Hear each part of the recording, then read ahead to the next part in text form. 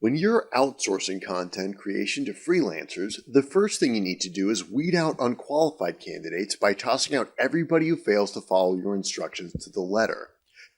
It doesn't matter how well they may have been rated by other people.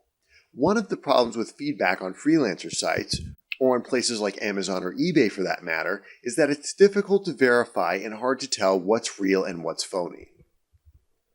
When hiring freelancers, you don't have time to go back and check people's references the way you would if you were hiring a full-time employee to work for your business.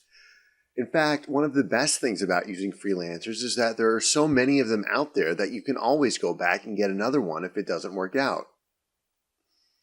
The best way to find good, dependable people is simply to talk to them one-on-one, either on the phone, through video conferencing, or even through email. Ask a lot of questions, such as what type of software they use, how long they expect each job to take, and how many other jobs they'll be doing at the same time. You want to get rid of the people who give you evasive answers. These will be pretty obvious, or who hint about knowing trade secrets. What you want is to be able to see what they have done in the past in order to see if they have the skills you need for your job. Don't expect people to try out for you by providing free samples of their work, especially if they're experienced. Usually, you aren't going to be paying them enough to make it worth their time to work on spec. Instead, you should hire them for a smaller job and see how it goes. If you like what you see, they can meet your deadline, were courteous, and were reasonable to deal with, then you can give them something more complicated. That way, you don't have to risk a lot of money on somebody that may or may not work out. When you hire somebody for a job, regardless of how small or large it is, it's really important that you be very clear about what you want. Remember, many of the people you'll be dealing with may not be coming from the same background as you. A lot of freelancers actually live in third world countries or don't have the level of education that other people were fortunate enough to have. It's not always realistic to expect them to understand local idioms or get the gist of what you're trying to tell them. You have to be super specific and give examples. If you can set them up for success, not failure, you both will benefit from the experience. It's a good idea when talking to potential freelancer candidates to ask them to rephrase something you said in their own words. This is especially important for people who don't have English as their primary language. For example, say something like, "I want to give you a lot of opportunities to succeed and I value your time," and see how they can rebuild that sentence.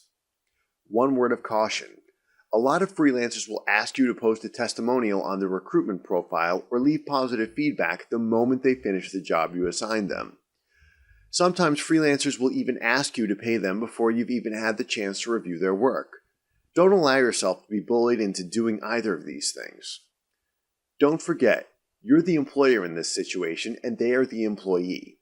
You're the decision maker. If you aren't completely satisfied with their work, send it back and have them do it again. It's also critical to check their work. If the job is a big task like backlinking, choose a few random links and run them through a backlink checker. Finally, if you aren't satisfied with the work or it isn't up to your expectations, go ahead and fire them. Get deposit back or cancel your contract. This doesn't make you a bad person, it just means you're a business person who is passionate about your product. It also doesn't make them a bad person either. There are many talented people who are having a bad day or a bad week. There probably won't be any hard feelings. And even if there are, so what? But it's important that you always act professional, sociable, and respectful. Even though internet marketing is literally a global enterprise, in many ways it really is a small world after all. If you act like a moron, or disrespectful, bigoted, or simply ignorant, you can earn a bad reputation that can be difficult to overcome. Respect others and others will respect you. If you enjoyed what you learned today, check back weekly for updated videos and lessons. Or better yet, click the subscribe link below to get more of these educational videos as they come out.